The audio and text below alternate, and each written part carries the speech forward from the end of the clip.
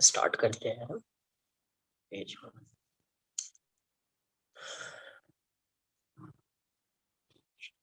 Lecture number 7, right?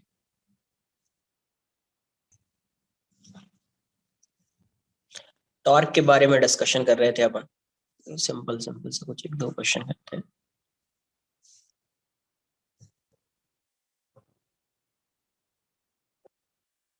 ये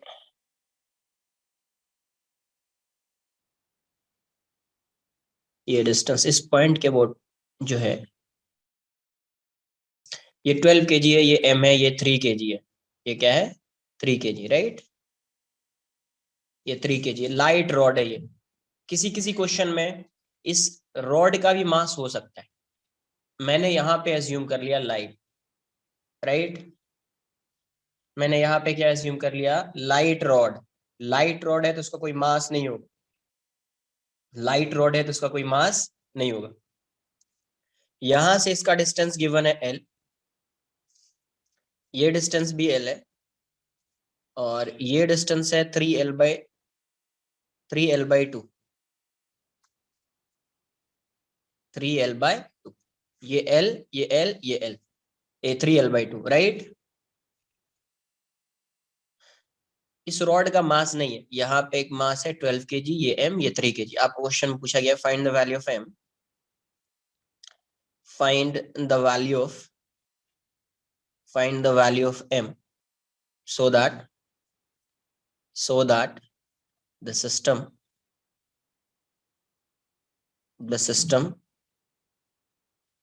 remains in equilibrium.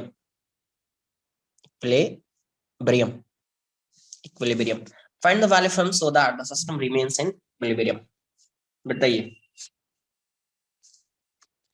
क्या होगा? m की क्या वैल्यू होगी कि सिस्टम किस में हो? इक्विलिब्रियम में हो। तो ये रोटेट कर सकता है, राइट? इसका मतलब टॉर्क 0 होगा। किसी भी पॉइंट के अबाउट फाइंड करेंगे तो टॉर्क की वैल्यू क्या आनी चाहिए? 0 होनी चाहिए। बट आप ये समझो कि इसके रोटेट करने की टेंडेंसी किस पॉइंट के अबाउट है? तो इसके अबाउट है। इसको मैं पॉइंट 2 अज्यूम कर लेता हूँ। तो इस पॉइंट के अबाउट टॉर्क क्या आ जाना चाहिए? 0 आ जाना चाहिए। इस पॉइंट के अबाउट टॉर्क की वैल्यू क्या हो जानी चाहिए? 0 हो जानी चाहिए, राइट? उस टॉर्क के उस पॉइंट के अबाउट टॉर्क क्या आ जाना चाहिए? 0 आना चाहिए। ये बात आ रही है समझ में आपको? तो मैं टॉर्क को 0 कर देता हूँ। इस पॉइंट के अबाउट देखें तो यहाँ पे क्या फोर्स लग रहा होगा? 120 न्यूटन। यहाँ पे कितना फोर्स लग रहा होगा? 10 m। और यहाँ पे कितना फोर्स लग रहा होगा? 30 न्यूटन, राइट? तो थोड़ा शिफ्ट कर सकते हैं आप। इसको थोड़ा शिफ्ट कर देते, ऐसा आ जाता, ये ऐसा आ जाता। तो इसके लिए आर की वैल्यू तो ये है, तो इसको शिफ्ट करते तो ये कुछ ऐसा दिखता। आर ये है, थोड़ा शिफ्ट कर देते। ये इसको शिफ्ट करते ऐसा दिखता है। इसका आर ये है, इसको भी थोड़ा शिफ्ट कर देते। इसका फोर्स ये है, इसको शिफ्ट कर दिया और आर को भी शिफ्ट कर दिया, तो ये एंगल बनेगा, ये एंगल बनेगा, ये एंगल बनेगा। तो अब ये आर है और ये एफ है, क्लॉकवाइज दिखेगा। ये आर है और ये एफ है, क्लॉकवाइज दिखेगा। ये आर है और ये एफ है, एंटी क्लॉकवाइज दिखेगा। इसका मतलब इसका और इसका जितना टॉर्क आएगा उतना ही टॉर्क इसका आना चाहिए। तो टॉर्क अबाउट पॉइंट हो, इसको मैं पॉजिटिव लूं तो ये नेगेटिव हो जाएगा, ये 0 आ जाएगा। तो टॉर्क अबाउट पॉइंट हो कितना हो जाएगा? L इंटू 10 m प्लस ये कितना हो जाएगा? 5L हो जाएगा, ये 5L/2। तो ये जाएगा 5L/2 इंटू 30, माइनस लिखना पड़ेगा इसके लिए। ये कितना है? L। तो L into 120 equals to 0, right? तो इसको इस साइड लिखते हैं। 10 ml equals to 120L minus ये 75L। तो ये कितना जाएगा? 10 ml equals to 45L। L से L कैंसल आउट हो जाएगा। M की वैल्यू कितनी हो जाएगी? 45/10। क्या जाएगा? 4.5 kg। कितना जाएगा? 4.5 kg, राइट? तो अगर m का मास कितना है? 4.5 kg है, तो ये अभी इसको बैलेंस कर रहा होगा। ये अभी इसको क्या कर रहा होगा? बैलेंस कर रहा होगा, राइट? कॉपी कर लीजिए आप। सर आपने लाइक पॉइंट ओ इसलिए चूज किया ना क्योंकि लाइक वहाँ पे टॉर्क टॉर्क जीरो रहेगा। तो दैट इज क्या व्हाई। बोल रहा है कि क्या पॉइंट फिर से बोलो। सर मैं बोल रहा हूँ आपने पॉइंट ओ चूज इसलिए किया ना क्योंकि at that point torque will be zero. हाँ, उसी के बोट रोटेट कर सकता था, तो इसीलिए उस पॉइंट के बोट टॉर्क जीरो हो जाएगा। यस सर, एंड रोटेट से you mean like the seesaw type motion ही होगा ना। हाँ, तो रोटेशन है ना उसका। यस यस, मतलब पूरा नहीं होगा वैसे बोल रहा अरे रोटेशन का मतलब थोड़ी होता है कि सर्कुलर पाथ में हमेशा मूव करेगा, थोड़ा सा भी पार्ट तो मूव रोटेट कर सकता है ना यार। था। Translational yes yes. मोशन का मतलब थोड़ी होता है कि 1000 मीटर ही मूव करना है। Yes sir.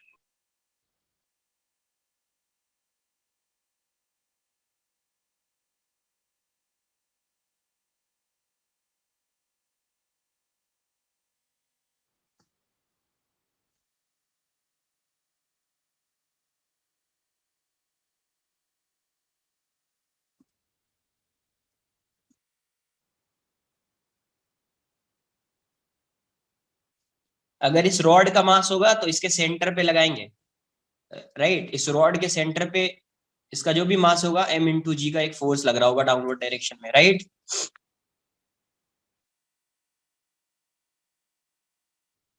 Next,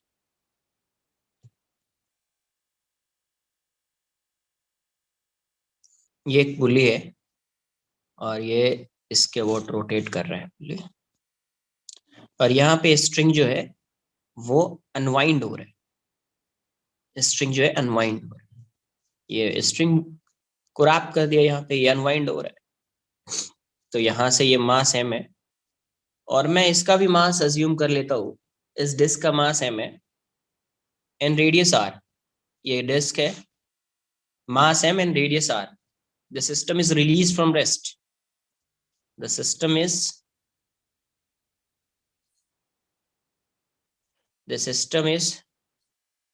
released from the system is released from rest. The system is released from rest. है ना। क्वेश्चन में आपसे क्या पूछा गया है? फाइंड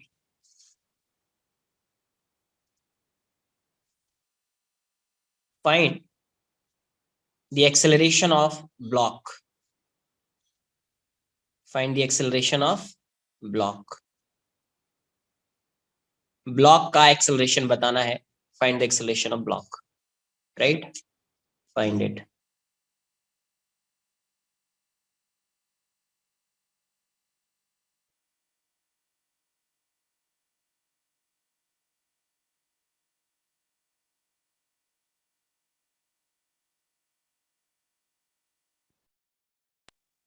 जैसे इसको रिलीज करेंगे, इसका मोशन कैसा होगा? Translational motion. इसका मोशन कैसा होगा? Rotational motion.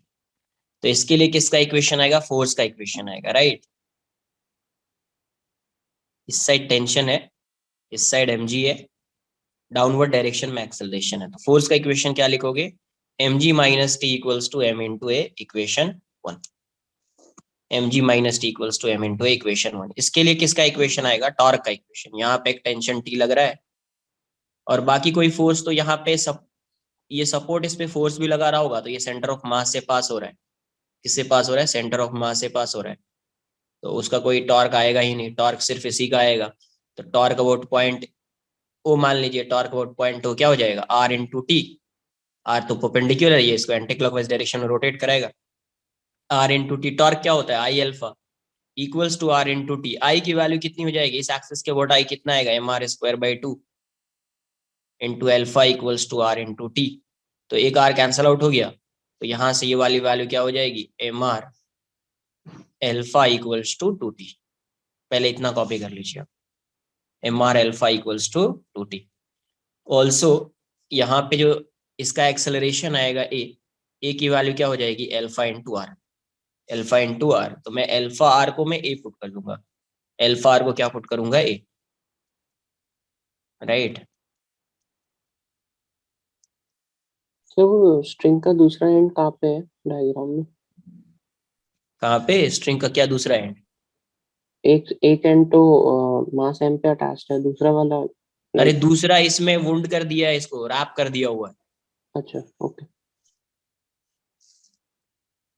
तभी तो ये रोटेट करेगा ना, फिक्स्ड होगा तो रोटेट करेगा क्या ये? No sir. अनवाइंड होता रहेगा स्ट्रिंग, राइट।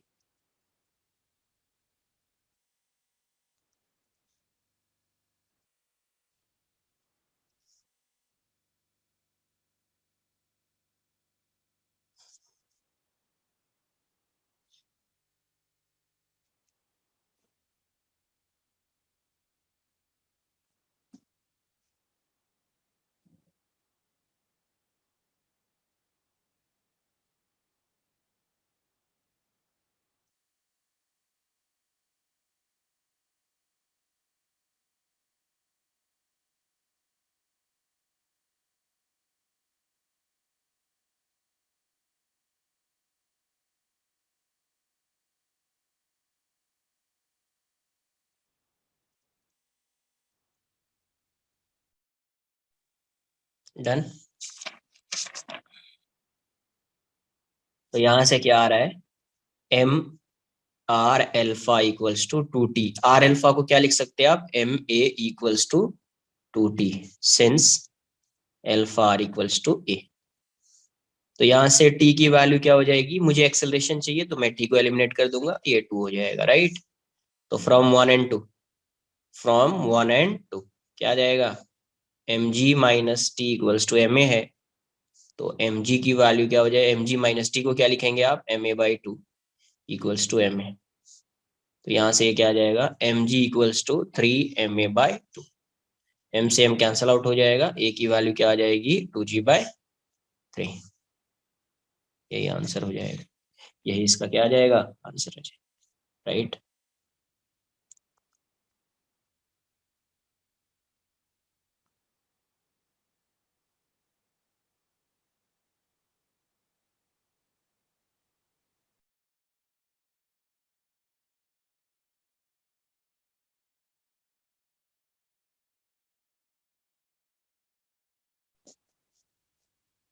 ये 2m है, ये m है, इसका रेडियस r है, मास m है, मास क्या है, m, right. If the system is released from rest, if the system is released from rest, then find the acceleration of blocks and tension in the string.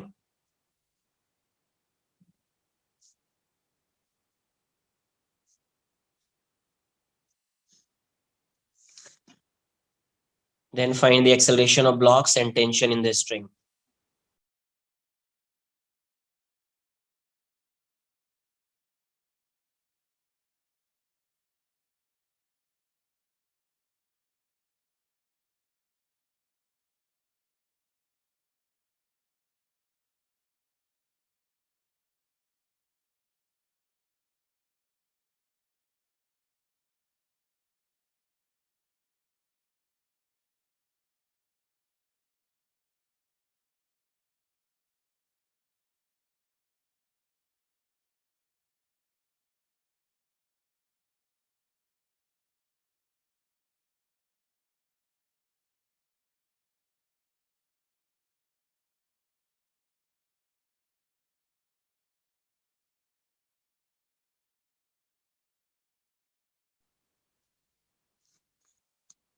ये m2 है, right. यहाँ पे m2 की value 2m है, m1 की value m है।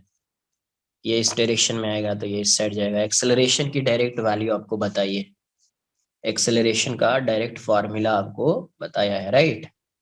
तो अगर एक्सेलरेशन का डायरेक्ट फार्मूला देखेंगे तो ए की वैल्यू क्या बताया है, m2 माइनस m1 इंटू जी अपॉन m1 प्लस m2, और उसका रोटेशनल वाला पार्ट देखना है तो I/r², I/r², राइट।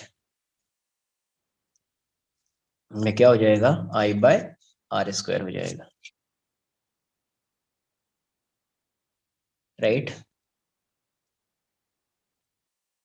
तो यहां से अगर आप देखेंगे, सॉल्व करेंगे तो ये 2m माइनस m इंटू जी और ये डिस्क है, ऐसा डिस्क है ना, तो ठीक है, ये क्या हो जाएगा 2m प्लस एम, और ये आई की वैल्यू क्या हो जाएगी इस एक्सिस के bottom R square by 2 perpendicular है बाय आर स्क्वायर, ये कैंसिल आउट हो जाएगा। तो यहाँ से यहाँ पे क्या आ रहा है एम जी, और ये वाली वैल्यू कितनी हो जाएगी 3m, 3m plus 2 6m plus 7m by 2, तो ये कितना आएगा 2g/7, 2g/7, राइट, ये हो जाएगा 2g/7 हो जाएगा।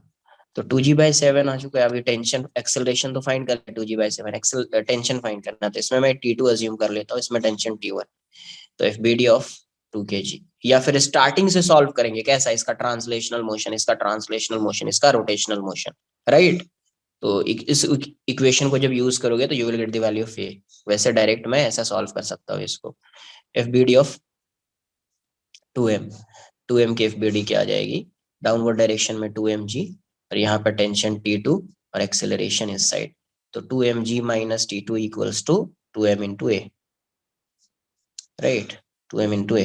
तो यहाँ से T2 की वैल्यू क्या हो जाएगी 2mg माइनस 2ma, तो 2mg माइनस 2ma की वैल्यू क्या है 2g/7, तो जब एलसीएम लोगे तो 7 14mg माइनस 4mg, तो ये हो जाएगा 10/7mg, 10/7mg, नोट कर लीजिए। फिर मैं F B D of M1 draw, F B D of M1 को इसको कंसिडर करूंगा और मुझे T1 आ जाएगा, मुझे क्या आएगा T1 आएगा, Sir, right, yes sir. sir, if I choose 2m as the m1 mass and m as the m2 mass, तो फिर तो नेगेटिव आ जाएगा ना अरे भाई एक्सेलरेशन। लॉजिक का, तुमको लॉजिक वॉजिक नहीं समझ में आता है क्या यार, ये बताओ। M2 अगर तुमने लिख दिया M1 इक्वल्स टू 2m और M2 इक्वल्स टू m, तो यहाँ पे तुम M2 माइनस M1 फॉर्मूला में लगाओगे क्या, नो सर, क्या लगाओगे, हाँ बिग माइनस स्मॉल। तो फिर जो ग्रेटर होगा उसी को लिखेंगे ना पहले, वहां पे देखना क्या लिखा था M2 is greater than M1। Okay okay sir.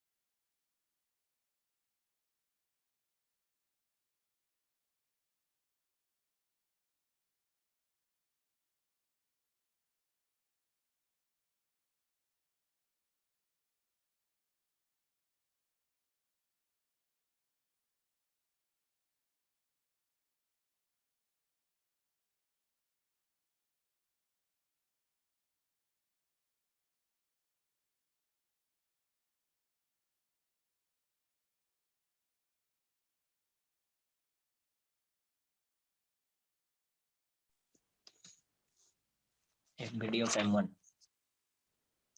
F B D of M1, तो M1 की एफ बी डी क्या होगी, ये M1 है, यहाँ पे टेंशन T1 है, और इस डायरेक्शन में M1g होगा, इसका एक्सेलरेशन इस डायरेक्शन में होगा, राइट। तो यहाँ से क्या लिखेंगे आप T1 minus M1g equals to M1 into A, तो T1 की वैल्यू क्या हो जाएगी M1g प्लस M1a, तो यहाँ से क्या आ जाएगा M1g प्लस M1a की वैल्यू हो जाएगी 2g/7, एलसीएम ले लिया तो 7 आ जाएगा, ये हो जाएगा 7m1g प्लस 2m1g, इसका आंसर क्या हो जाएगा, और M1 की वैल्यू क्या है m है, तो 7mg प्लस 2mg/7, तो आंसर हो जाएगा 9mg/7, राइट, नोट कर लीजिए इसको।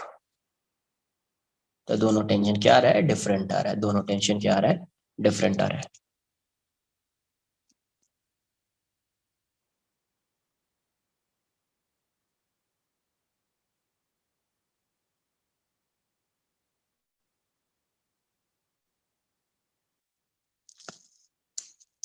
नेक्स्ट लिखेंगे अपन force couple, force couple, force couple क्या होगा, तो लिखते हैं पहले, साथ में कॉपी करो इसको। A pair of force, a pair of forces, a pair of forces each of same magnitude, same, each of same magnitude, and acting and acting in opposite direction, acting in opposite direction is called a force, a force couple, a force couple। इसे क्या बोलते हैं, force couple बोलते हैं। जैसे मान लीजिए कि इस ये कोई एक ऐसा वायर टाइप का बना दिया, रॉड टाइप का, रॉड टाइप का बना दिया, रिजिड बना दिया। यहाँ पे एक फोर्स इस साइड लग रहा है और यहाँ पे फोर्स इस साइड लग रहा है, राइट। और ये इस पॉइंट के वो रोटेट कर रहा है। मैं इस डिस्टेंस को अज्यूम कर लेता हूँ, ये भी डी है और ये भी डी है, ये भी डी है। क्रॉस कर दिया मतलब हिंज पॉइंट ये है, इसके वो ये रोटेट कर रहा है, ये फोर्स एफ है। अभी ये बताओ इस पे नेट फोर्स कितना है? Zero. Zero. Zero. Net force zero है। अगर मैं टॉर्क फाइंड करूं, टॉर्क फाइंड करो, सपोज मैं इसी पॉइंट के अबाउट, जिस पॉइंट के अबाउट रोटेट कर रहा है, ये पॉइंट तो फिक्स्ड है, मूव नहीं करेगा, इसके पॉइंट अब टॉर्क फाइंड करो। तो देखो फोर्स को थोड़ा शिफ्ट कर दो, इस पॉइंट के अबाउट फाइंड कर रहे हैं, फोर्स थोड़ा शिफ्ट कर दो, ये ऐसा दिखेगा, ये ऐसा दिखेगा। आर इसका थोड़ा शिफ्ट करना पड़ेगा, बिकॉज ये आर होगा तो आर को थोड़ा शिफ्ट करना पड़ेगा। इसका आर ये है, आर क्रॉस एफ एंगल बनाना है, थोड़ा शिफ्ट कर दो। तो देखो ये किस डायरेक्शन में आ रहा है, क्लॉकवाइज। ये भी किस डायरेक्शन में आ रहा है, क्लॉकवाइज। तो दोनों क्लॉकवाइज है, मतलब इसका टॉर्क जो भी आएगा और इसका टॉर्क जो भी आएगा उसको ऐड कर देंगे। कैसे समझते हैं, सबसे पहले एंगल बनाते हैं किसके बीच का, आर एंड एफ। तो ये एफ है, ये आर है, राइट। शिफ्ट कर दीजिए थोड़ा सा और फिर एंगल ड्रॉ कर लीजिए। या यहाँ से भी, यहाँ तो डायरेक्ट देख सकते हो यार, यहाँ तो एंगल बन ही रहा है, नहीं भी शिफ्ट करोगे तो भी आएगा, राइट। यहाँ तो एंगल बन रहा है, ये हेड हेड है तो एंगल बन रहा है, तो डायरेक्ट आर क्रॉस एफ ऐसा हो जाएगा, आर से एफ के towards, through angle between them, clockwise. यहाँ पे भी आर और एफ है, तो यहाँ पे भी आर ऐसा है और एफ ऐसा है, ये एंगल बन रहा है तो आर से एफ के टुवर्ड्स क्लॉकवाइज, ये भी क्लॉकवाइज, ये भी क्लॉकवाइज, तो ऐड करना पड़ेगा। तो टॉर्क, टॉर्क अबाउट पॉइंट हो, किसी भी पॉइंट के अबाउट फाइंड करेंगे टॉर्क सेम आ जाएगा। टॉर्क अबाउट पॉइंट हो क्या हो जाएगा, ये D into F plus D into F, two D F, right, two D F हो जाएगा टॉर्क। अगर इसके अबाउट फाइंड करें, सपोज ये पॉइंट है, ए पॉइंट के अबाउट फाइंड करो, और torque about also, torque about point A, क्या हो जाएगा, इसका तो जीरो हो जाएगा, इसका कितना आ जाएगा, टू डी इंटू एफ। तो two D into F, two D F हो गया ना, ये भी। तो किसी भी पॉइंट के वो टॉर्क अगर फाइंड करेंगे तो क्या आएगा, सेम आएगा। तो देखो यहाँ पे नेट फोर्स क्या है, जीरो है, बट नेट टॉर्क जीरो है क्या, नेट टॉर्क जीरो है क्या, नहीं है ना। No sir. तो कंपलसरी नहीं होता है कि अगर फोर्स जीरो होगा तो टॉर्क जीरो ही होगा, ये कंपलसरी नहीं है, हो भी सकता है नहीं भी हो सकता है। इस यहाँ पे देख रहे हैं कि नहीं है, नेट टॉर्क जो है वो जीरो नहीं है। तो यहाँ से क्या लिखेंगे अपन, force couple, force couple does not, note करके पॉइंट लिख लो इन सबको, ज्यादा बेटर है। First point, does not exert a net force, net force on an object, on an object, even though, even though it exerts net torque, net torque, right. पहले आप इसको नोट कर लीजिए।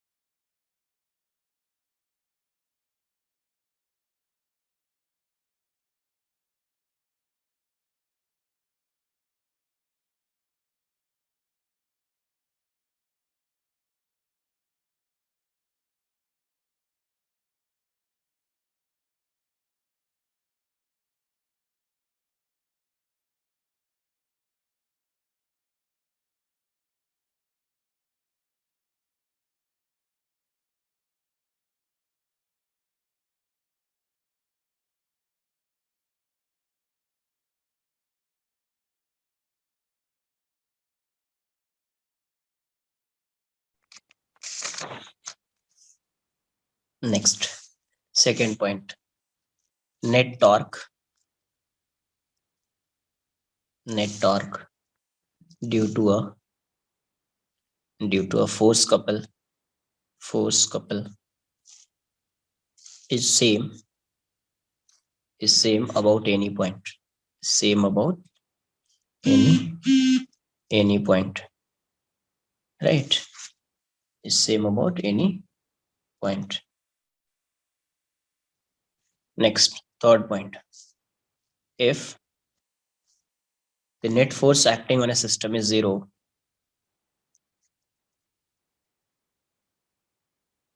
acting on a system is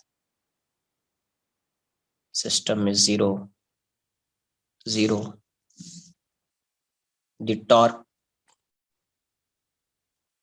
if the net force acting on a system is zero, the torque is same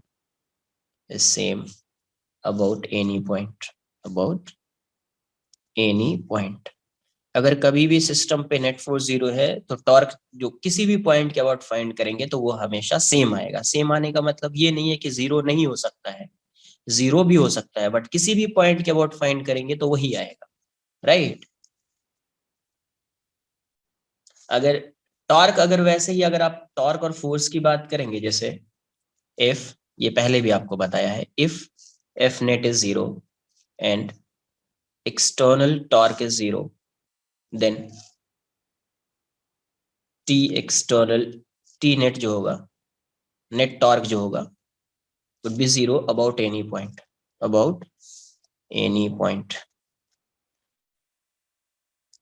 जैसे force zero हो गया और torque, external torque भी जीरो है, तो आपको पता है कि अगर फोर्स की वैल्यू जीरो होगी तो टॉर्क किसी भी पॉइंट के अबाउट सेम होगा, राइट?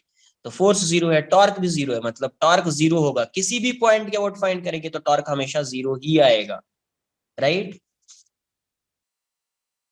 नेट लिख लेना, एक्सटर्नल मत लिखो, ज्यादा बेटर है नेट लिख लो। जब नेट यहाँ पे लिख रहे हैं तो ये भी नेट, तो if net zero and torque tau net zero है, then tau net would be zero about any point, किसी भी पॉइंट के अबाउट फाइंड करेंगे तो हमेशा जीरो आएगा, राइट? नेक्स्ट लिखेंगे point of application of force,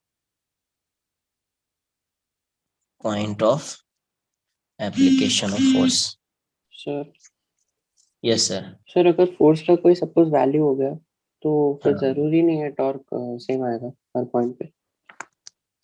नहीं, नहीं आएगा। अगर नेट फोर्स नॉन जीरो है, नेट फोर्स क्या है, नॉन जीरो है, तो हर पॉइंट के अबाउट टॉर्क की वैल्यू सेम नहीं आएगी। अच्छा ओके सर। ठीक है, पॉइंट ऑफ एप्लीकेशन, ऐसे समझो ना, यहाँ पे एक फोर्स लगा दो, यहाँ पे एक फोर्स लगा दो, कोई काउंटर बैलेंस फोर्स मत लगाओ, एक ही फोर्स लगाओ ना। इसके अबाउट फाइंड करोगे, इसके अबाउट फाइंड करोगे, इसके अबाउट फाइंड करोगे, इसके अबाउट फाइंड करोगे, सेम आएगा क्या? No sir. Point of application of force, point of application of force. तो जैसे सेंटर ऑफ मास का कॉन्सेप्ट होता है ना, उसी टाइप से इसका भी कॉन्सेप्ट होता है point of application of force का, समझ लीजिए, नोट कर लो पहले। Point of application of force, point of application of force, force is a point at which is a point at which, क्या है सबसे पहले, ये है क्या? Point of application of force एक पॉइंट होगा जिसपे क्या हो रहा है, eight which if the net force, if the net force if the net force is assumed to be acting, is assumed to be acting, then it will produce, then it will produce same translational and rotational effect, translational and rotational, translational and rotational effect as produced earlier,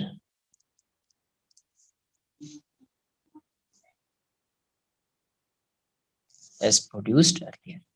मतलब क्या है कि अभी इसको ऐसा समझिए आप, इसको आप पहले ऐसे समझ लो,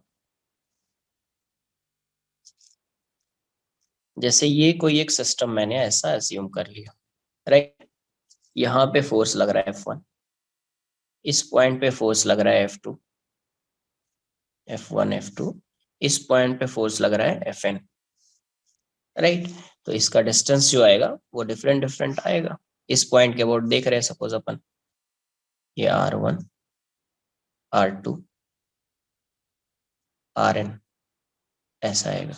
तो अभी क्या किया, इन सब को हटा के एक सिंगल पॉइंट फाइंड किया, आइडेंटिफाई किया, जिसपे अपन एक नेट फोर्स लगा रहे हैं। एक सिंगल पॉइंट क्या किया, आइडेंटिफाई किया, जिसपे अपन क्या कर रहे हैं, नेट फोर्स लगा रहे हैं, राइट। जिसपे अपन नेट फोर्स लगा रहे हैं, सपोज ये नेट फोर्स का डायरेक्शन है, ये एफ नेट, ये क्या है, एफ नेट, नेट फोर्स का ये डायरेक्शन है, और ये डिस्टेंस जो है ये आर हो गया। ये आर भी फाइंड करना पड़ेगा, राइट।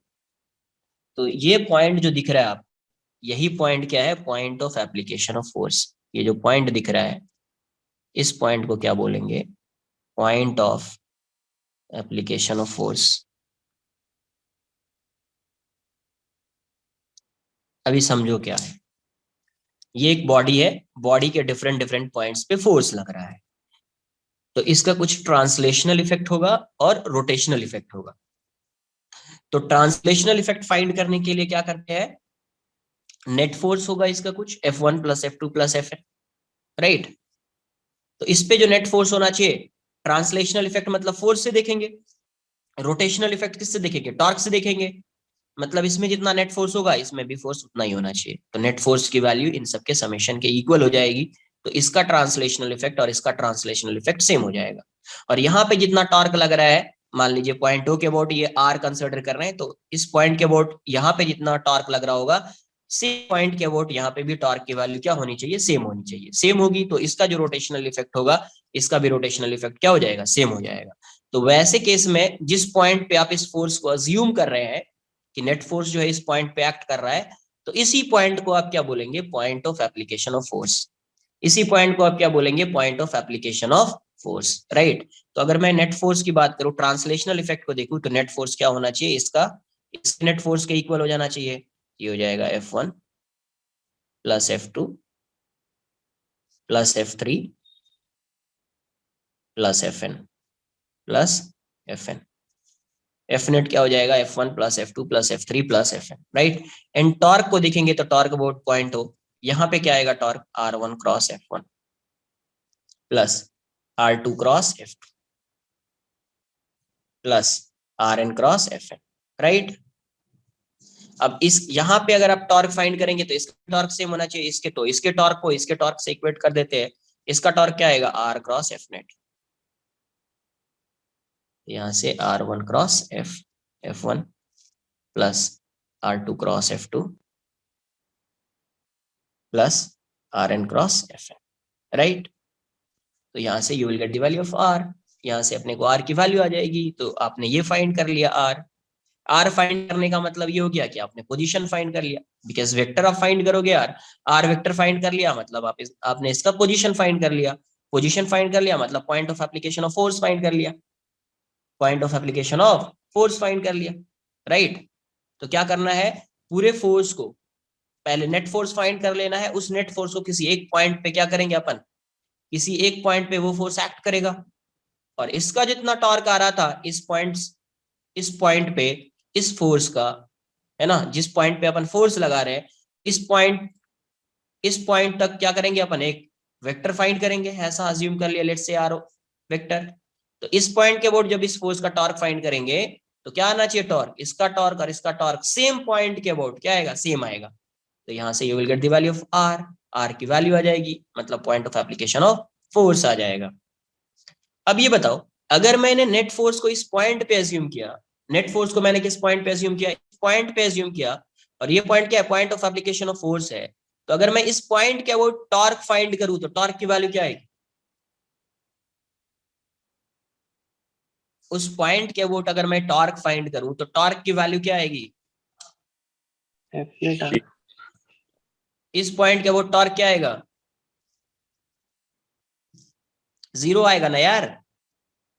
अरे इस पॉइंट के yes अबाउट ये फोर्स इसी पॉइंट से पास हो रहा है, तो टॉर्क की वैल्यू 0 आएगी ना यहाँ पे। तो इसको आप ऐसे भी डिफाइन कर सकते हैं, point of application of force को आप ऐसे भी डिफाइन कर सकते हैं। It is defined as a point about which, it is defined as a point about which torque of all forces is 0, torque of all forces is 0, right? तो जितना भी फोर्स एक्ट कर रहा है यहाँ पे, इन सब का जो टॉर्क आएगा उसका समेशन क्या होगा, 0 होगा।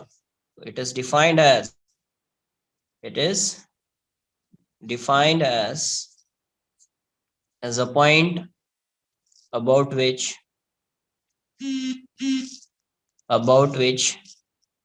the torque of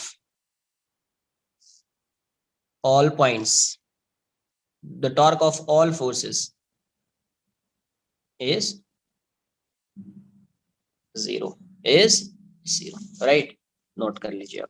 sir, all forces मतलब like summation of all forces ना F net। तो इसका अलग अलग फाइंड करोगे तो इन सब का समेशन का जो टॉर्क आएगा 0 ही होगा ना। yes sir। अरे इसका टॉर्क अगर 0 आ रहा है तो इसका भी टॉर्क 0 ही आएगा ना, राइट? yes yes।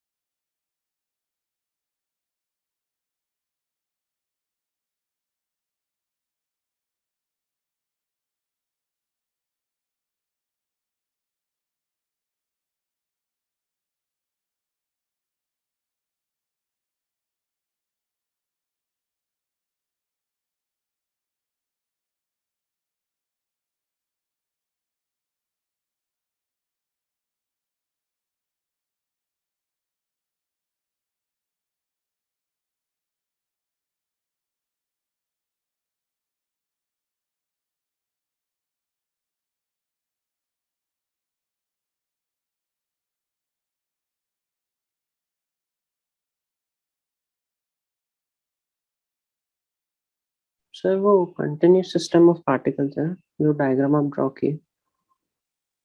कैसा भी होगा टॉर्क की वैल्यू सेम होगी और फोर्स की value same, right? Yes sir.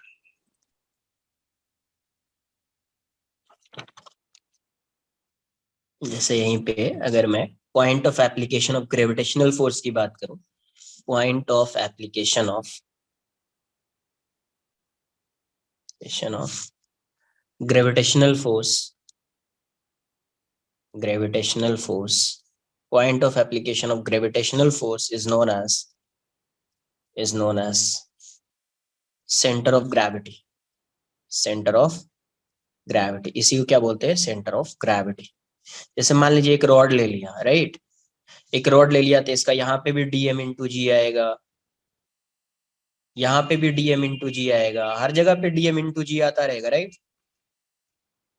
But अपन जब शो करते हैं इसको तो कहाँ पे शो करते हैं, एक पॉइंट पे ही शो करते हैं ना mg को, right.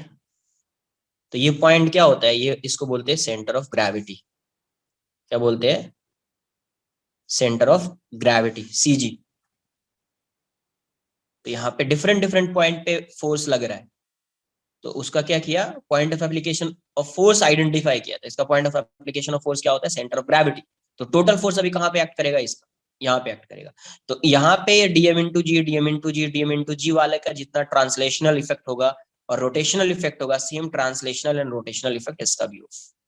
Same translational and rotational effect जो होगा वो इसका भी होगा, राइट। अब सेंटर ऑफ ग्रेविटी फाइंड करने का क्या मेथड होता है, सेंटर ऑफ ग्रेविटी जब फाइंड करते हैं सीजी, तो इसको मैं आर सी जी लिख देता हूँ, राइट। आर सी जी ये ऐसे लिखते हैं, जैसे सेंटर ऑफ मास होता था M1 R1, ये आर सी जी होता है W1 R1 plus W2 R2 plus WN RN। ये किसके लिए होगा, अगर मैं ऐसा लिख रहा हूं तो ये किसके लिए होगा, डिस्क्रीट के लिए होगा, राइट। कॉन्टिन्यूस के लिए डीएम वाला DW इंटू आर वाला टर्म आएगा, W1 plus W2 plus WN। अब देखो W को क्या लिखोगे, M1 into G1 R1 plus M2 into G2 R2 plus MN into sorry हाँ MN into GN into RN by M1 G1 plus M2 G2 plus MN GN, right. W मतलब weight. अब यहां से if G1 equals to G2 equals to GN, और इसको मैंने G बोल दिया, let's say G acceleration due to gravity, then अगर G की वैल्यू कांस्टेंट है हर जगह पे, देन RCG, इसको आप क्या लिखोगे, RCG क्या आ जाएगा, G कॉमन ले लो, यहां से भी कैंसल आउट हो जाएगा। तो RCG G कॉमन ले लिया तो हो जाएगा M1 R1 plus M2 R2 plus MN RN by G common लिया तो क्या आ जाएगा, M1 plus M2 plus MN। G से G कैंसल आउट हो गया, तो RCG की वैल्यू क्या हो जाएगी, RCG is M1 R1 plus M2 R2 plus MN RN by M1 plus M2। अब ये देखो ये क्या है, सेंटर ऑफ मास। तो यही पहले से ही बताया था आपको पहले कि RCG जो होता है वो क्या होता है, RCM होता है। ये कभी होगा जब एक्सेलरेशन ड्यू टू ग्रेविटी क्या होगी, सेम कांस्टेंट होगी, राइट। तो point of application of gravitational force, उस पॉइंट को अपन क्या बोलेंगे, centre of gravity. Centre of gravity ये हो जाएगा। अगर सेंटर ऑफ ग्रेविटी फाइंड करना है तो सेंटर ऑफ ग्रेविटी ऐसे फाइंड करेंगे, ऐसे फाइंड करेंगे। वैसे फाइंड करने के लिए तो आएगा नहीं, बट फाइंड अगर करना होगा बाय चांस तो ऐसे फाइंड करेंगे। बट अगर जी की वैल्यू कांस्टेंट है तो R C G equals to RCM, right. Note कर लो इसको।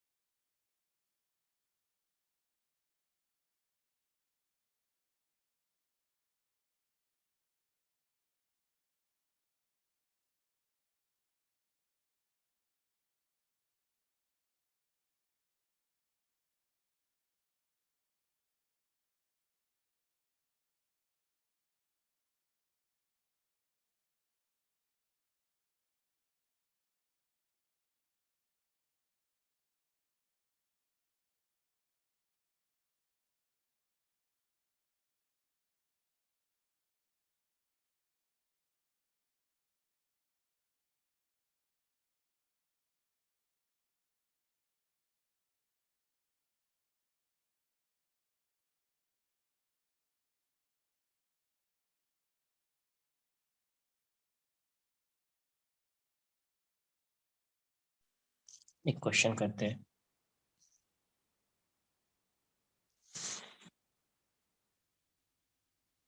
यहाँ पे एक फोर्स लग रहा है 20 न्यूटन का, और यहाँ पे एक फोर्स लग रहा है 30 न्यूटन का। ये ए है, ये बी है, ये सी है, और ये डी है। ये दिया हुआ है आपका 10 सेंटीमीटर, ये गिवन है 20 सेंटीमीटर, और ये गिवन है 70 सेंटीमीटर। क्वेश्चन में क्या पूछा गया आपसे? Find the point of application of force from A. Find the point of application of force, application of force from A. इस ए पॉइंट से बताना है point of application of force, right? Find कीजिए।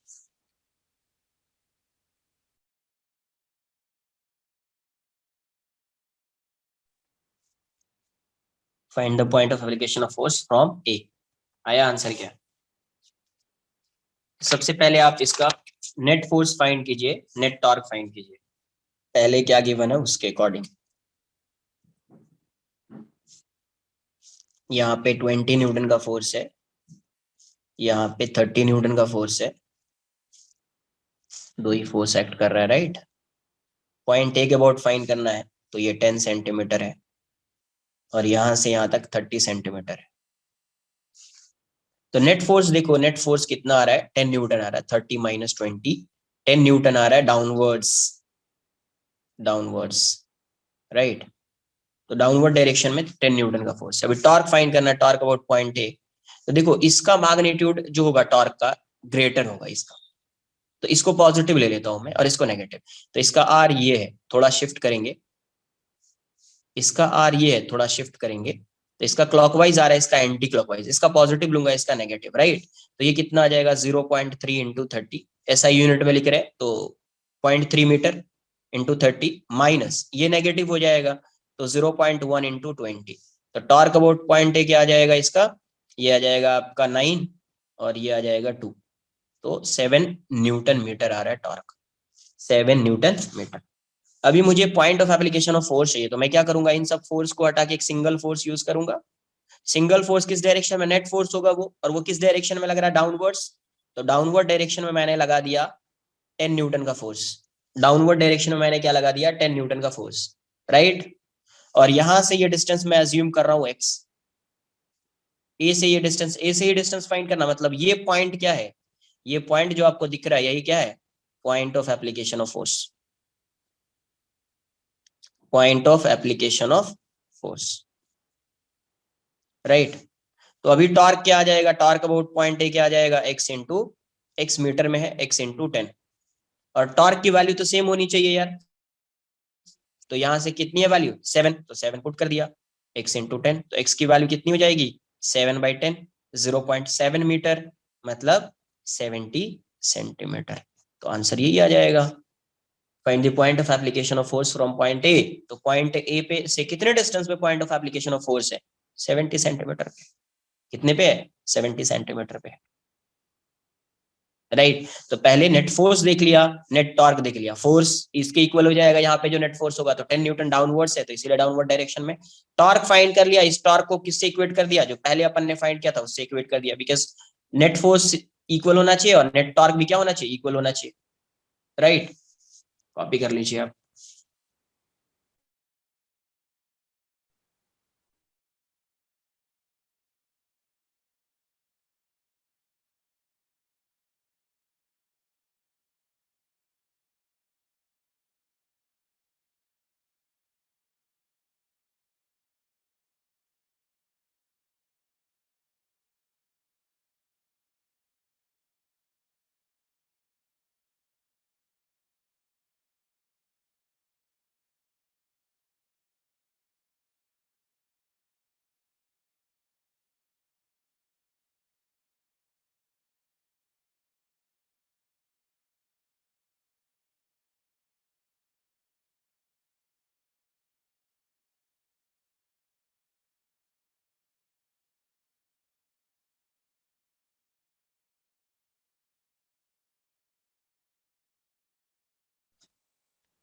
वैसे ही कुछ कुछ बताता हूँ, देखो पहले।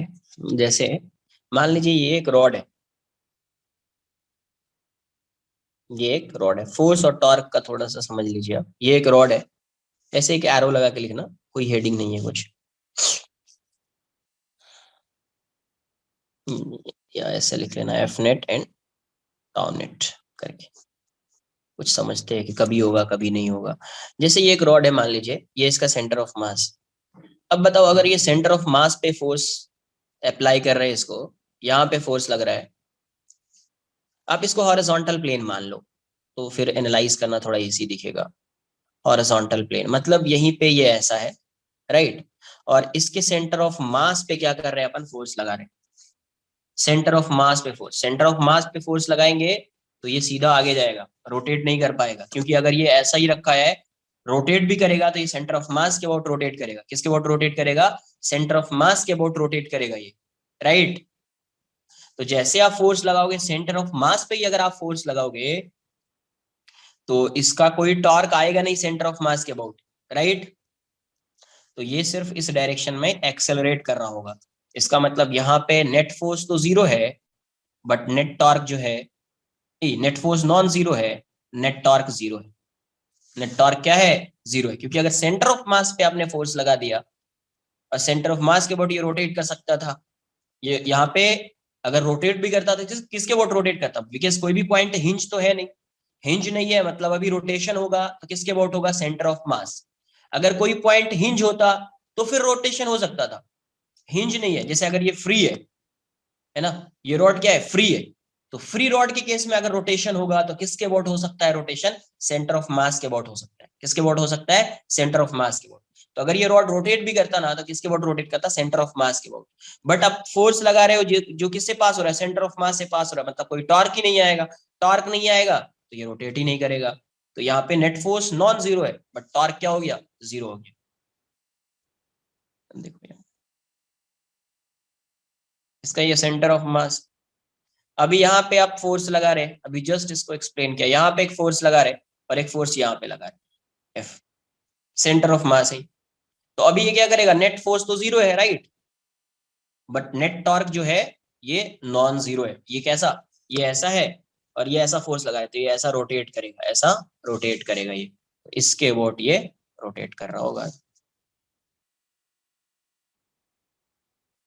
तो यहाँ पे नेट फोर्स जीरो है, नेट टॉर्क जीरो है। अब देखो यहाँ पे फोर्स लगा दिया, यहाँ पे फोर्स लगा दिया, इसका सेंटर ऑफ मास यहाँ पे है, तो अभी ये आगे भी जाएगा, एसीएम से आगे भी जाएगा और रोटेट भी करेगा ऐसा, राइट, बिकॉज ये ऐसा है, अभी सेंटर ऑफ मास के ऊपर रोटेट करेगा। जैसे फोर्स लगाओगे तो ये ऐसा रोटेट करेगा, centre of mass, centre of mass move नहीं करेगा तो ऐसा रोटेट करेगा, आगे भी जाएगा। ऐसा नहीं कि सेंटर ऑफ मास यहाँ पे रेस्ट में है, सेंटर ऑफ मास का एक्सेलरेशन है, तो रोटेट करते हुए आगे ऐसा आगे जाता जाएगा, राइट। तो यहाँ पे देखो नेट फोर्स क्या है, नॉन जीरो है, और नेट टॉर्क जो है वो भी क्या है, नॉन जीरो है, वो भी क्या है, नॉन जीरो है। तो ऐसे केसेस हो सकते हैं, ऐसे केसेस हो सकते हैं यार, ये बात समझ में। अगर आपने यहाँ पे एक फोर्स लगा दिया, ये इसका सपोज सेंटर ऑफ मास है, इसी के अबाउट ये रोटेट कर सकता है, यहाँ पे एक फोर्स लग रहा है और यहाँ पे एक फोर्स लग रहा है, सेंटर ऑफ मास से पास हो रहा है, तो नेट फोर्स भी जीरो हो गया और नेट टॉर्क भी जीरो हो गया। तो कोई भी केस पॉसिबल है, राइट। नोट कर लो, एक क्वेश्चन करते हैं इस पे, नोट कर लीजिए आप। सर सर बोलिए। वो जो रॉड है वो सिर्फ सेंटर मास के पाउंड ही क्यों रोटेट करेगा? इसका पूरा मास कहाँ पे आ सकता है, सेंटर ऑफ मास। तो सेंटर ऑफ मास, जब पूरा मास उसके सेंटर पे अज्यूम करेंगे तो रोटेशन कहाँ किसके अबाउट होगा, अरे जब पूरा मास सेंटर पे अज्यूम किया है, फ्री है ये क्या है, फ्री है, ये क्या है, फ्री है। फ्री मतलब कोई भी पॉइंट हिंज नहीं है, हिंज नहीं है तभी बात कर रहे हैं। तो अगर तुम यहाँ पे ऐसा रॉड है, ये मान लीजिए यहाँ पे फोर्स लगाएंगे तो ये कैसा रोटेट करेगा, किसके अबाउट रोटेट करेगा, सेंटर मास। ये बताओ। फोर्स लगा रहे हैं यहाँ पे, भूल जाओ पहले, सेंटर ऑफ मास के अबाउट रोटेट कर रहा है नहीं कर रहा भूल जाओ, ये फोर्स लगा रहे हैं। अब बताओ फोर्स लगाने से एक्सेलरेशन जो फाइंड करेंगे, किसका फाइंड करेंगे, सेंटर मास में। सेंटर ऑफ मास का फाइंड करेंगे। सेंटर ऑफ मास का एक्सेलरेशन किस डायरेक्शन में आएगा? फोर्स ऐसा लगा रहे तो इसी डायरेक्शन में जाएगा, राइट? Yes yes. तो जब आप फोर्स लगाओगे इस पे और इसके रोटेशन को एनालाइज करोगे, ऐसा रोटेट करता हुआ सपोज आगे जा रहा है, तो तू क्या ऑब्जर्व करोगे कि ये जो इसका सेंटर ऑफ मास है, centre of mass straight line में जा रहा है। क्या ऑब्जर्व करोगे कि सेंटर ऑफ मास किस में जा रहा है? स्ट्रेट लाइन में जा रहा है। हर पॉइंट इसका रोटेट कर रहा है, but centre of mass rotate नहीं कर रहा है। उसका वो जो पॉइंट है, वो पॉइंट के कैसे जा रहा है? वो स्ट्रेट लाइन में जा रहा है। वो पॉइंट किस में जा रहा है? स्ट्रेट लाइन में जा रहा है। स्ट्रेट लाइन में जाने का क्या मतलब है कि एक्सिस किससे पास हो रहा होगा? इसी से पास हो रहा होगा ना। यस। अरे एक्सिस रोटेट करता है क्या? No sir no. एक्सिस के अबाउट रोटेशन होता है ना। Yes yes. तो यहाँ पे जब फोर्स लगा रहे हैं, यहाँ पे जब फोर्स लगा रहे हैं तो ये आगे भी जा रहा है, रोटेट भी कर रहा है। तो जब तुम इसके मोशन को एनालाइज करोगे तो देखोगे सेंटर ऑफ मास ऐसे स्ट्रेट लाइन में ही रहेगा। ये ऐसा है, ये ऐसा रोटेट तो करेगा, ये ऐसा रोटेट करेगा, आगे भी जाएगा, बट सेंटर ऑफ मास हमेशा इसी लाइन पे रहेगा। ऐसा रोटेट करते हुए आगे जा रहा है, बट सेंटर ऑफ मास इसी लाइन पे, इसी लाइन पे है। इसका मतलब सेंटर ऑफ मास का मोशन क्या है? स्ट्रेट लाइन है। तो अगर रोटेशन हो रहा है उसमें कोई एक ऐसा पॉइंट है जो स्ट्रेट लाइन में मूव कर रहा है, सिर्फ उसका ट्रांसलेशनल मोशन हो रहा है, इसका मतलब तो यही हुआ ना यार कि वो बॉडी किसके अबाउट रोटेट कर रही है? उसी पॉइंट के अबाउट रोटेट कर रही है। उससे जो एक्सिस पास हो रहा है उस पॉइंट से उसी एक्सिस के अबाउट रोटेट कर रही है, राइट? Yes yes. तो इसीलिए जब अगर ये फ्री रॉड होगा तो किसके अबाउट रोटेशन होगा? सेंटर ऑफ मास के अबाउट रोटेशन होगा। वरना अगर कोई हिंज पॉइंट होगा तो हिंज पॉइंट के अबाउट रोटेशन, राइट? नोट कर yes low. Sir.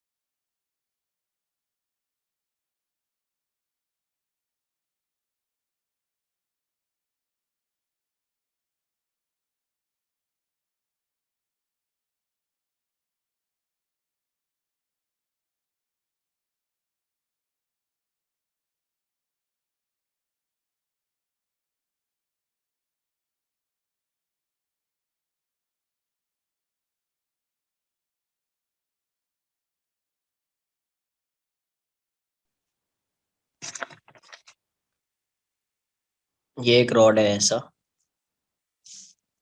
A B, दूसरा रॉड इसके सेंटर से जा रहा है। दूसरा रॉड कहां से जा रहा है? इसके सेंटर से जा रहा है, राइट? दूसरा रॉड जो है वो है एम एन।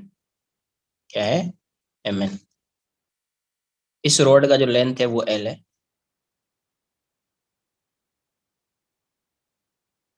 ये एल है। और इस रॉड का जो लेंथ है वो है 12। वो क्या है? 12। इसका मास 2m होगा और इसका मास m है। ये पॉइंट जो गिवन है, ये इसका सेंटर है इस रॉड का, L है। यहाँ पे एक फोर्स पैरेलली एक्ट कर रहा है, पैरेलली किसके? AB के।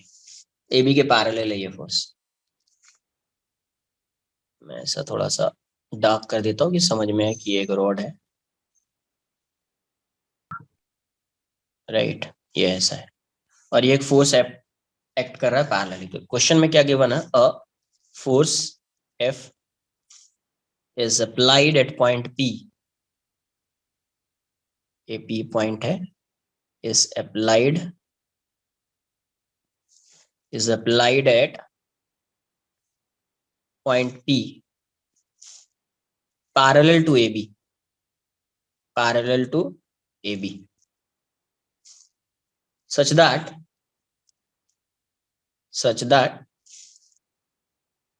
the object has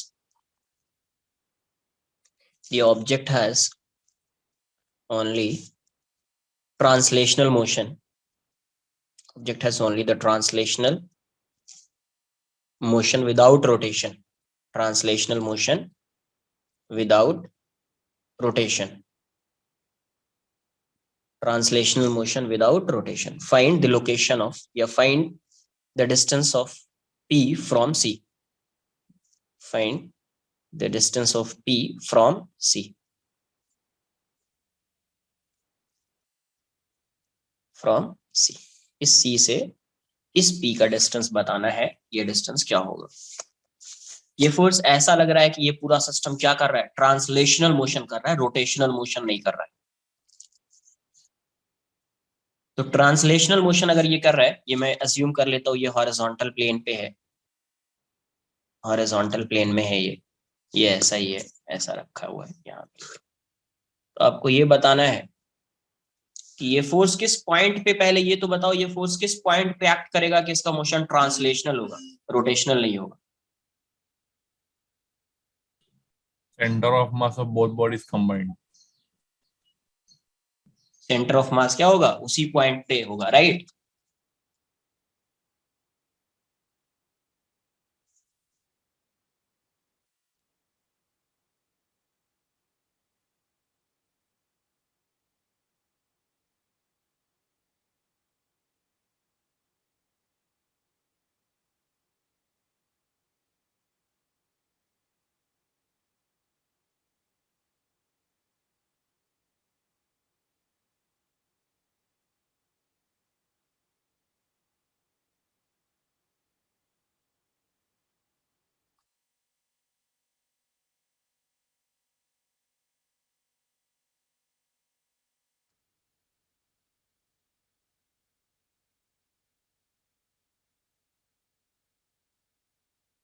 देखो यहाँ से, तो सेंटर ऑफ मास किस पॉइंट पे से पास होना चाहिए, सेंटर ऑफ मास किस पॉइंट पे होना चाहिए, पी पे होना चाहिए, right.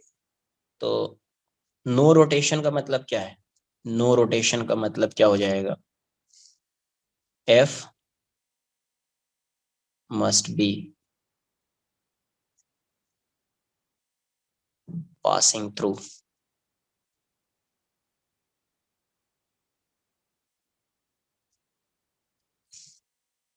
Centre of mass.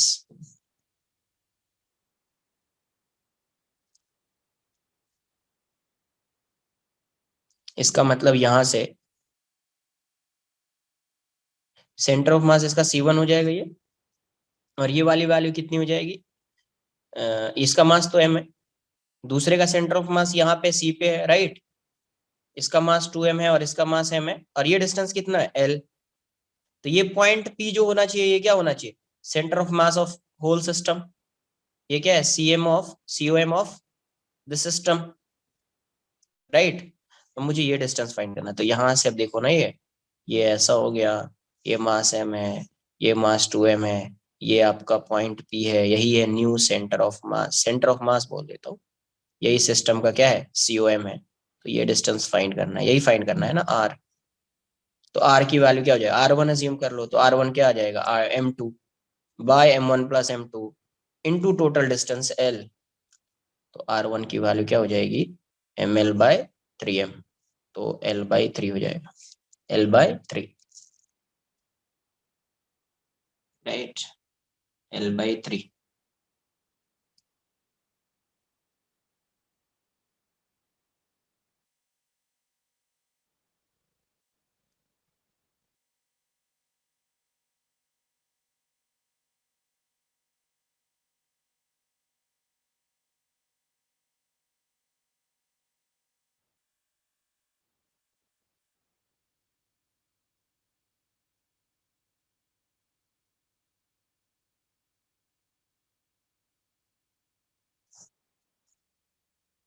Answer क्या हो जाएगा, L/3। अब कहीं से फाइंड करना होता, सपोज N पॉइंट से फाइंड करना होता है यहाँ से, तो L प्लस L/3, राइट। अगर C इस पॉइंट से फाइंड करना होता है M से, तो ये पॉइंट क्या हो जाता है, L माइनस L/3। क्लियर है, आंसर L/3 हो जाएगा यहाँ। नेक्स्ट, एंगुलर मोमेंटम, टॉर्क आपको क्लियर होना चाहिए। नेक्स्ट आएगा आपका एंगुलर मोमेंटम।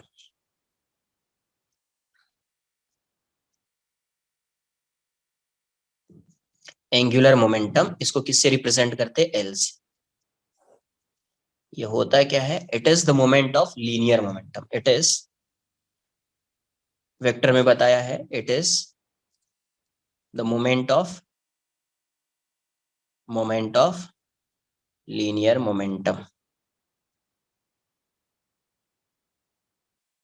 मतलब जैसे मोमेंट ऑफ लीनियर मोमेंटम क्या है, जैसे ये पार्टिकल है, इसका मास m है और ये v वेलोसिटी से जा रहा है और मुझे इस पॉइंट के अबाउट मोमेंट चाहिए, मोमेंट ऑफ लीनियर मोमेंटम मुझे वो पॉइंट के अबाउट चाहिए, मतलब एंगुलर मोमेंटम मुझे किस पॉइंट के अबाउट चाहिए, ओके। तो पहले सबसे पहले मैं आर वेक्टर ड्रॉ करूंगा।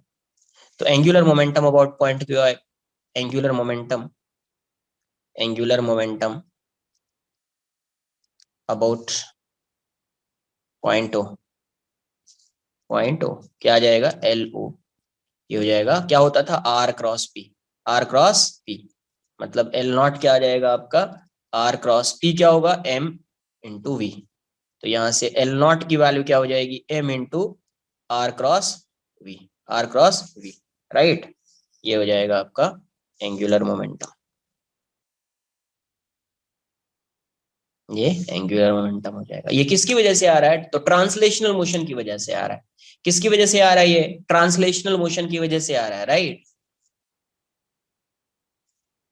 तो ये आर क्रॉस वी है, तो आर वी साइन थीटा वाला टर्म आएगा, तो फिर से परपेंडिकुलर का कॉन्सेप्ट यूज कर सकते हैं आप। फिर से आप परपेंडिकुलर, जैसे टॉर्क में फाइंड करते थे आर परपेंडिकुलर, यहाँ पे भी उस कॉन्सेप्ट को आप यूज कर सकते हैं, राइट। नोट कर लो एक बार, इतना पहले बताता हूँ कैसे यूज करेंगे। और आर एंड वी को क्या बना देना है, परपेंडिकुलर। आर एंड वी को परपेंडिकुलर बना देना है। डायरेक्शन तो डिसाइड कर ही लेंगे, डायरेक्शन किससे डिसाइड होगा, right hand thumb rule, R cross V है, right hand thumb rule. Sir yes sir. तो उसका क्या मीनिंग हुआ, मोमेंट ऑफ लीनियर मोमेंटम वाला का? कहीं पे भी मोमेंट आ गया, moment of any physical quantities R into that physical quantity. अच्छा जैसे okay. मोमेंट ऑफ फोर्स क्या होता था, moment of force R cross F. Yes sir. वैसे मास मोमेंट क्या होता था, M R, R into M. कहीं पे भी आ गया moment of any physical quantity, उसकी मीनिंग ही हो जाएगी R into that physical quantity, R into that physical quantity.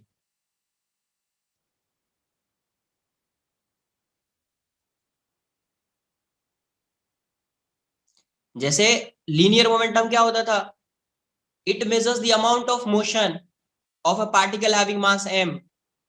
याद है कुछ, लीनियर मोमेंटम क्या करता था, it measures the amount of motion of a particle moving with some velocity v। वैसे यस ही सर, एंगुलर मोमेंटम क्या होगा, measure amount of angular motion. Angular momentum measures amount of angular momentum, motion, angular motion. Rotational motion क्या लिखेंगे उसको, it measures the amount of rotational motion, right. Yes sir.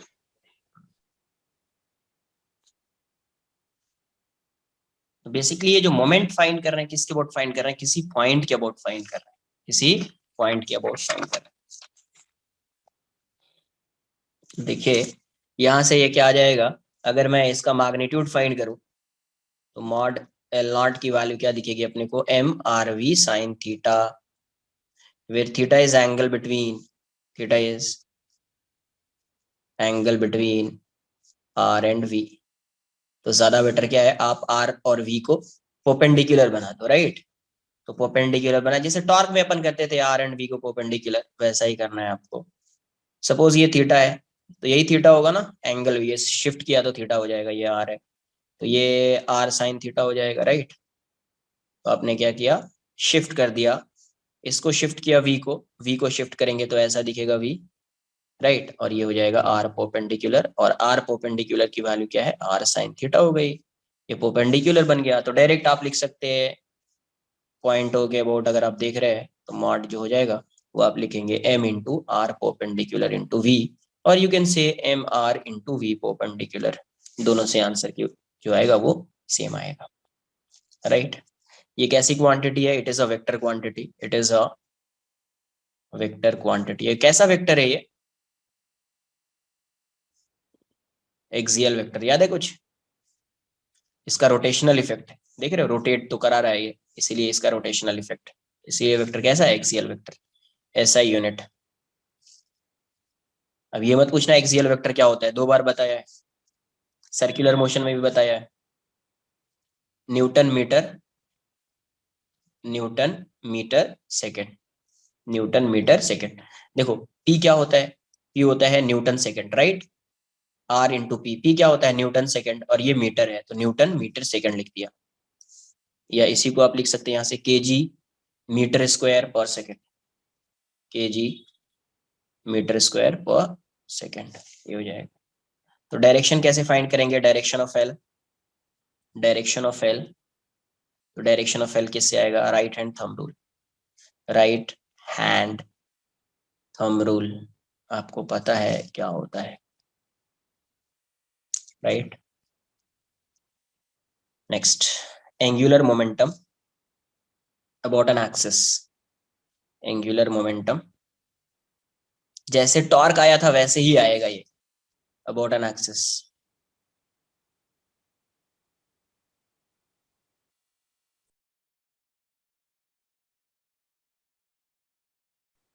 Right, यहाँ से ये access है, मैं ये भी बोल देता हूँ, इसका मुझे एंगुलर मोमेंटम चाहिए। जैसे ये एक पॉइंट है सपोज, और ये वेक्टर आर है, और यहाँ पे इसकी वेलोसिटी आर और वी परपेंडिकुलर है, इसकी वेलोसिटी वी है।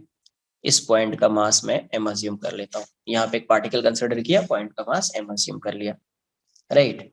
तो एंगुलर मोमेंटम को आप क्या लिखेंगे? पहले angular momentum about an axis को डिफाइन कैसे करेंगे? जैसे टॉर्क को डिफाइन किया था वैसे ही angular momentum, angular momentum about an axis is defined as the component of, is the component of angular momentum, component of angular momentum, angular momentum along the axis, along the axis, right? मतलब जो angular momentum होना चाहिए उसका component इस axis के along होना चाहिए, तभी उसी को क्या बोलेंगे? Angular momentum about an axis, angular momentum about an axis, right? तो उसके लिए कोई भी एक पॉइंट कंसिडर कर लिया, उसी एक्सिस पे वो पॉइंट लाई करना चाहिए, है ना? तो आप एंगुलर मोमेंटम जैसे ओ के अबाउट फाइंड करते तो क्या लिखते? एम को बाहर कर दिया, आर क्रॉस वी लिखते, आर क्रॉस वी लिखते यहाँ पे, राइट? अब यहीं पे केस 1 2 3 याद है, जैसा अपन ने पहले किया था टॉर्क में वैसे ही आएगा।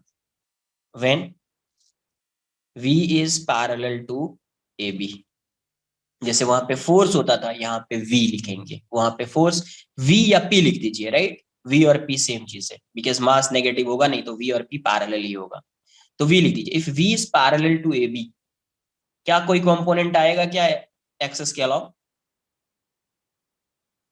देखो यहां से ये ऐसा है, तो आर क्रॉस वी जो आएगा वो क्या आएगा? परपेंडिकुलर टू वी होगा, is perpendicular to V, and R cross V is perpendicular to R, right? इसमें तो कोई डाउट है नहीं। तो यहां से आप लिख सकते हैं, देखो V is parallel to A B, तो यहां से आप ऐसा लिख सकते हैं क्या? R cross V is perpendicular to A B, क्योंकि V and A B parallel है, तो R cross V is perpendicular to A B.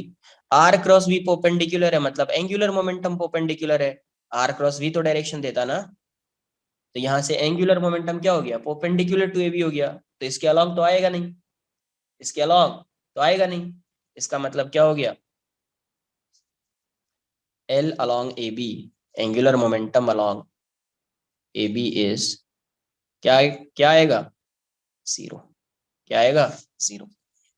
वहां पे क्या होता था? F is parallel to AB, तो उस केस में टॉर्क क्या आता था उस एक्सिस के अलॉन्ग? उस फोर्स का 0 आता था, क्या आता था? 0। नोट कर लीजिए आप।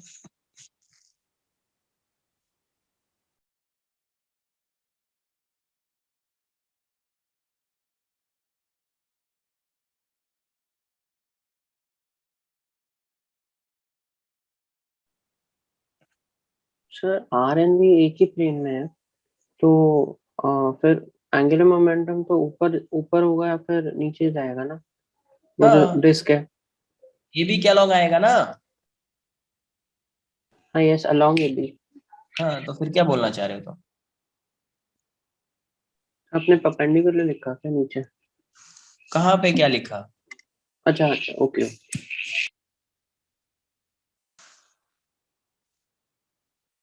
v जो है वो ab के पैरेलल लिया है। ab के पैरेलल मतलब ab के अगर पैरेलल होगा तो टॉर्क तो v के परपेंडिकुलर, एंगुलर मोमेंटम तो v के परपेंडिकुलर ही आएगा ना।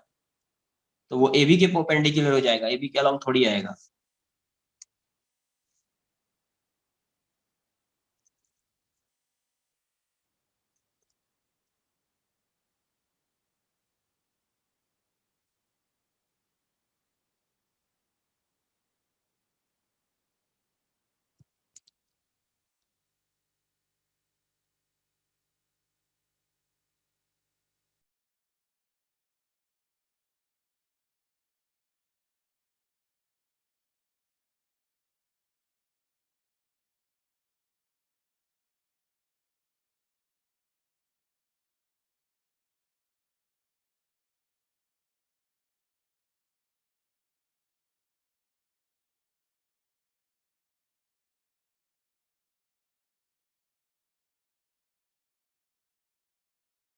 सर वो एम आर वी परपेंडिकुलर वाला बता दोगे please?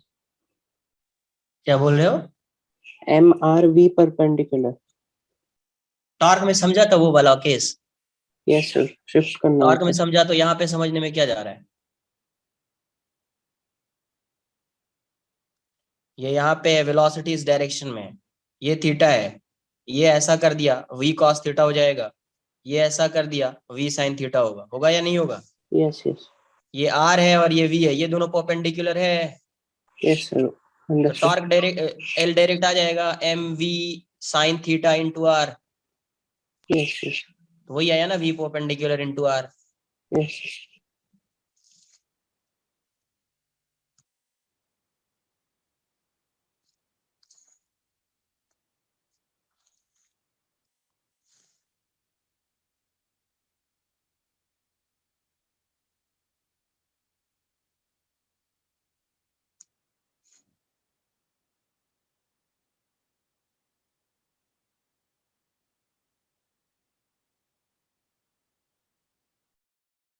So is that Newton meter per second?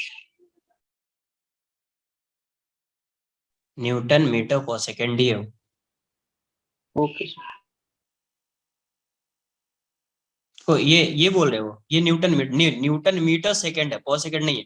Newton metre second ये है पर सेकेंड, इसमें Okay. इसमें पर सेकेंड नहीं है।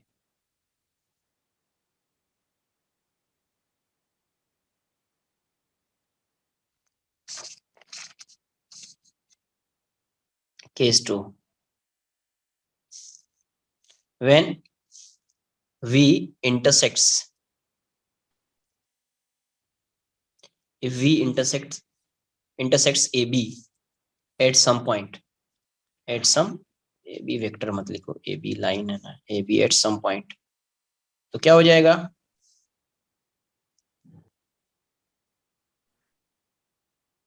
ये v जो है ऐसा है, इसी पॉइंट को क्रॉस कर रहे हैं ऐसा ab को, तो कोई एंगुलर मोमेंटम आएगा क्या इसका?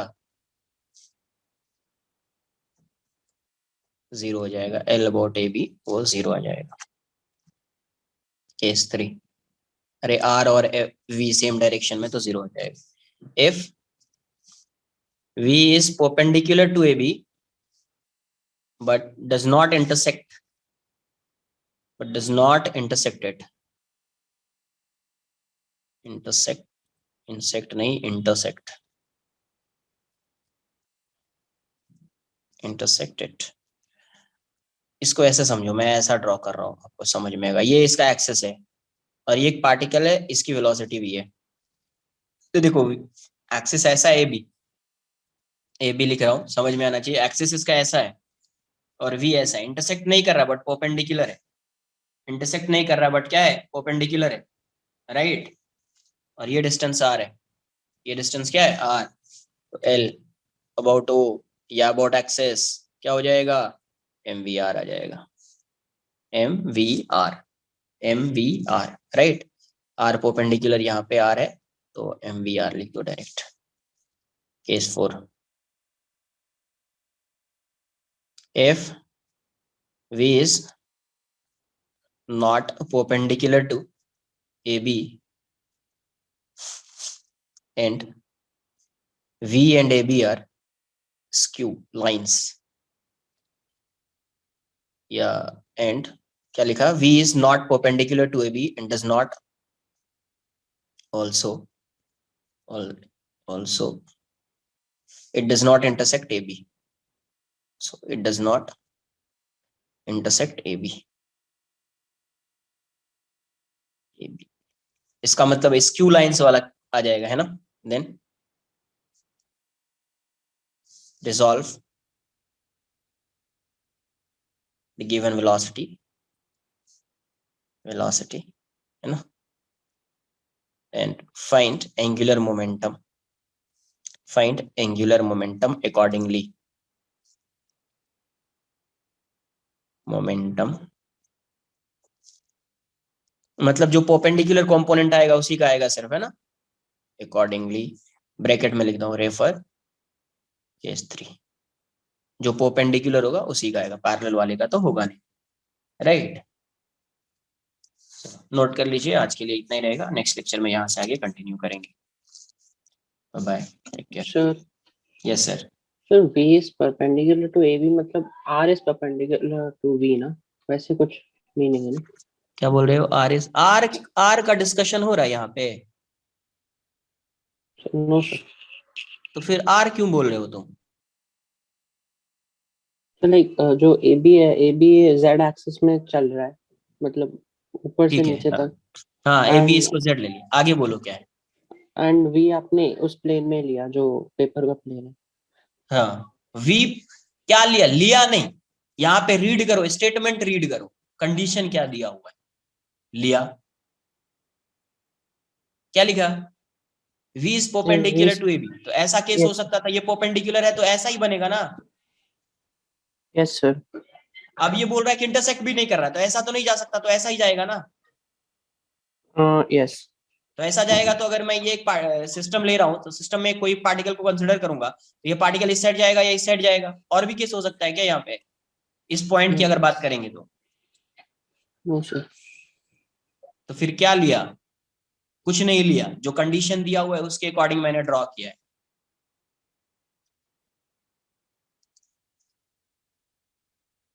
नोट कर लो, जो कंडीशन है गिवन उसी के अकॉर्डिंग ड्रॉ किया है।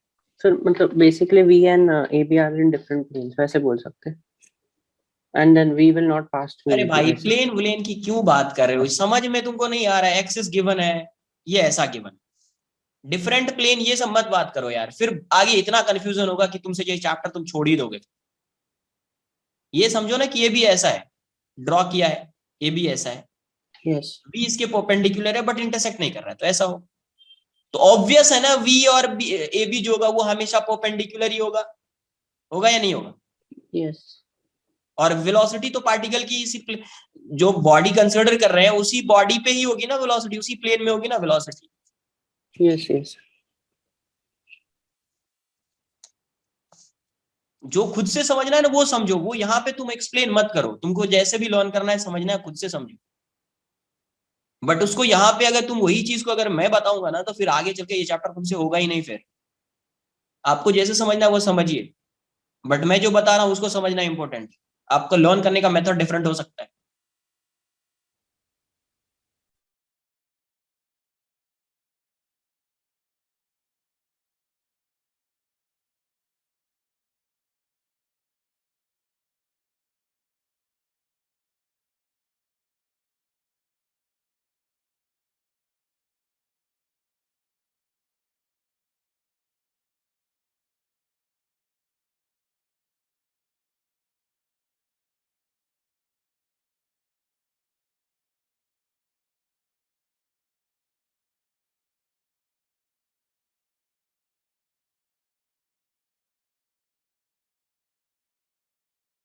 सर बोलिए क्या है? सर जो केस 2 है उसमें v आपने बोला is passing through AB, like v is outside, तो पार्टिकल की वेलोसिटी आउटसाइड आप बोल रहे हो, तो फिर सर्कुलर पाथ में कैसे जा रहा है? सर्कल में मूव कर रहा है। कहाँ पे मैंने लिखा है कि सर्कल में मूव कर रहा है यार? कहाँ पे लिखा है मैंने सर्कल में मूव कर रहा है? ये बता दो पहले तो। अच्छा वो आप वो सर्कल ड्रॉ कर रहे थे, मुझे ए भाई साहब, सर्कल में अगर ये मूव करता तो पार्टिकल यहाँ पे होता ये। No sir no, okay. यार ट्रांसलेशनल मोशन चल रहा है। ये बताओ क्या लिख रहे हैं फॉर्मूला में? अभी तक क्या लिख रहे हैं ये बताओ। एंगुलर मोमेंटम के फॉर्मूला में क्या आ रहा है? mr/v। MVR आ रहा है। MVR किस में आता है? ट्रांसलेशनल। तो फिर क्या रोटेशन रोटेशन क्या कर रहे हो तुम? अच्छा ओके सर।